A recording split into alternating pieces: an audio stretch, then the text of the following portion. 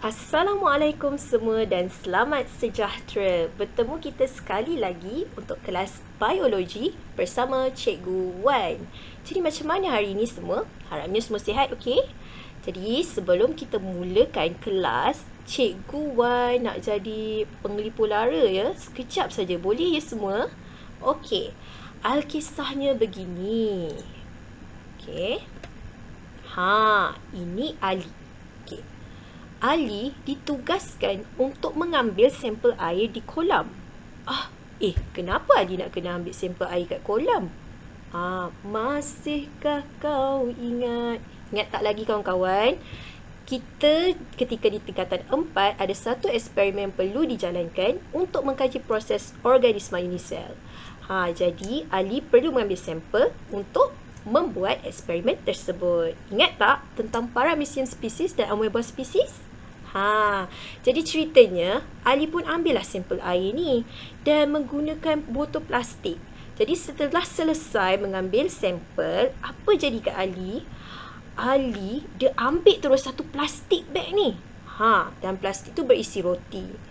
Tapi kan kawan-kawan, Ali terus nak makan roti tu. Dia tak basuh tangan. Apa ni Ali? Jagalah kebersihan sikit. So, alamak, apa ni? Apa bintik-bintik hitam pada roti ni? What? Jadi roti ni dah lepas dari luput rupanya. Dengan hampa, Ali terus pulang. Jadi kawan-kawan sekalian, agak-agaknya berdasarkan cerita Ali tadi, ada sesiapa tak boleh teka apa yang kita belajar hari ini? Cikgu akan bagi satu clue di mana kamu boleh lihat kepada gambar rajah ini.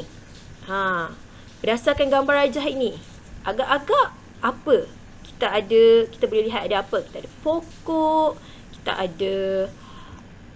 ada pokok, lepas tu kita ada roti berpulat Ali tadi tu, kita ada ikan, kemudian tangan Ali kan tak basuh kan, banyaknya bakteria kat tangan Ali, dan kita ada sampel air daripada kolam. Okey. Jadi apa kaitan gambar ni dengan apa yang kita akan belajar pada hari ini?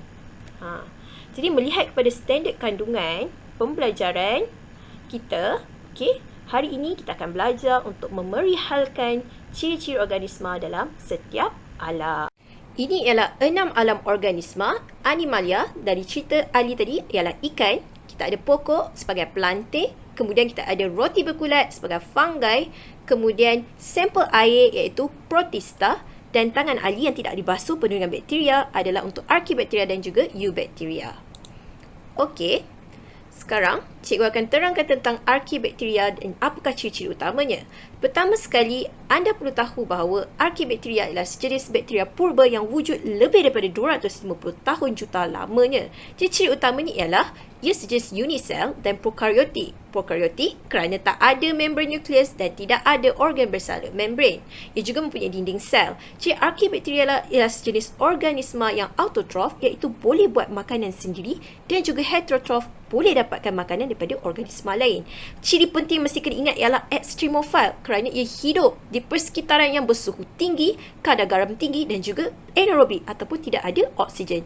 Contoh di sini ialah metanogen, iaitu organisma yang menghasilkan gas betana sebagai produk sambungan metabolik di dalam kondisi yang tidak ada oksigen. Kemudian halophile, contohnya Halobacterium yang boleh hidup di kawasan garam yang tinggi, dan juga thermophile seperti Thermus aquaticus yang kita jumpai di kawasan yang suhu tinggi seperti di kolam air panas Yellowstone National Park, Amerika Syarikat. Dan masuk pada eubacteria. Eubacteria juga ialah unisel dan prokaryotik. Tetapi bezanya di sini ialah ia mempunyai dinding sel diperbuat daripada peptidoglycan. Peptidoglycan ialah sejenis polimer yang mengandungi asid amino dan juga gula untuk menghasilkan dinding sel bakteria. Okey, eubacteria ialah sejenis autotrof dan juga heterotrof. Terdapat pelbagai bentuk bakteria, contohnya rod, sphera, berpilin dan juga koma. Bagi contoh bakterianya ialah Staphylococcus aureus, di mana bakteria ini akan memberikan jangkitan kepada kulit manusia sekiranya seseorang itu tidak menjaga kebersihan. Oleh itu Ali, jangan lupa basuh tangan tau. Okey, Lactobacillus bulgarius pula berbentuk rod dan boleh digunakan dalam pembuatan yogurt.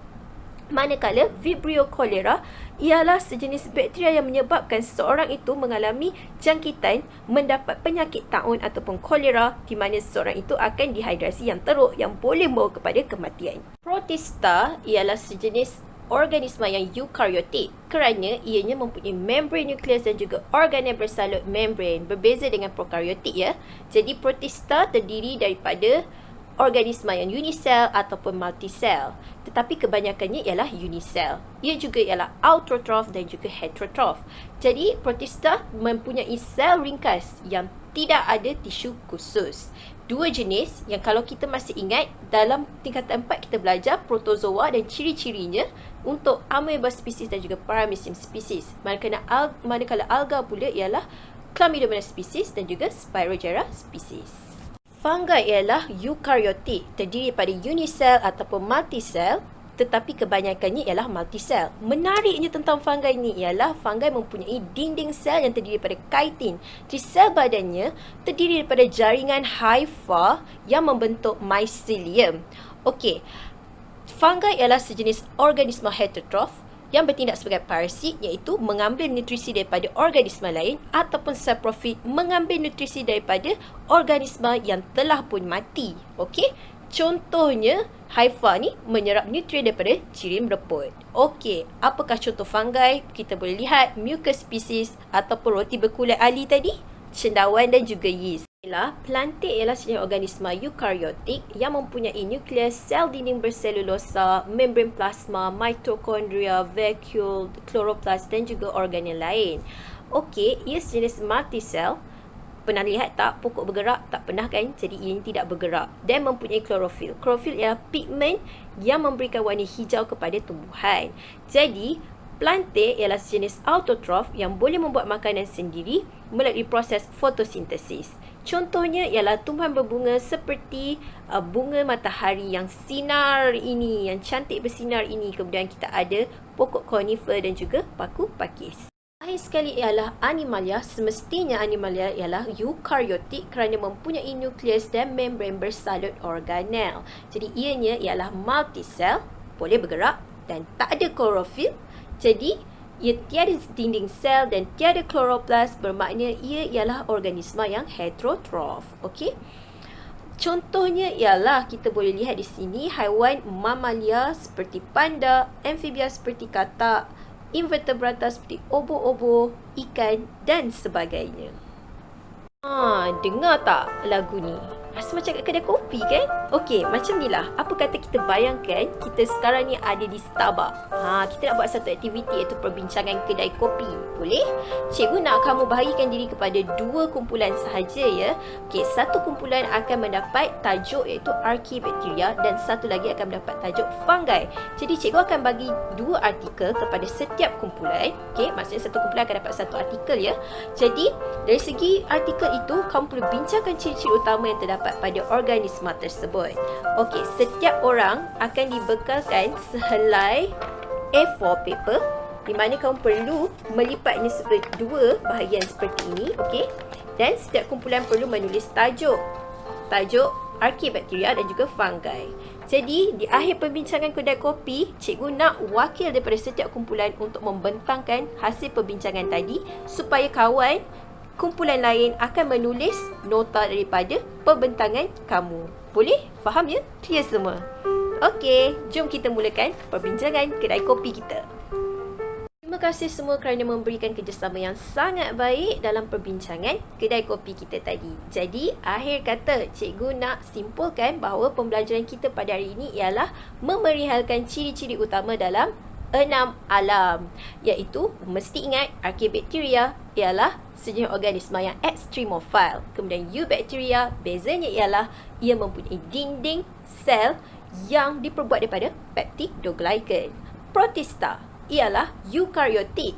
Eukariotik yang mempunyai organisasi ringkas dan tidak mempunyai tisu yang khusus. Fungi, menariknya, mempunyai dinding sel daripada chitin dan badannya terdiri daripada jaringan-jaringan hifa yang membentuk mycelium. Plantae pula ialah multisel yang mempunyai klorofil, maka ia boleh menjalankan proses fotosintesis. Akhir sekali ialah animalia, iaitu heterotrof yang multisel. Jadi sebagai tugasan individu, cikgu nak setiap orang sila bina peta minda mengenai ciri-ciri utama 6 alam yang telah kamu pelajari sebentar tadi. Sila siapkannya dan hantar pada kelas yang akan datang supaya cikgu boleh semak. Jadi sekian saja daripada Cikgu Wan. Jumpa lagi. Assalamualaikum. Bye.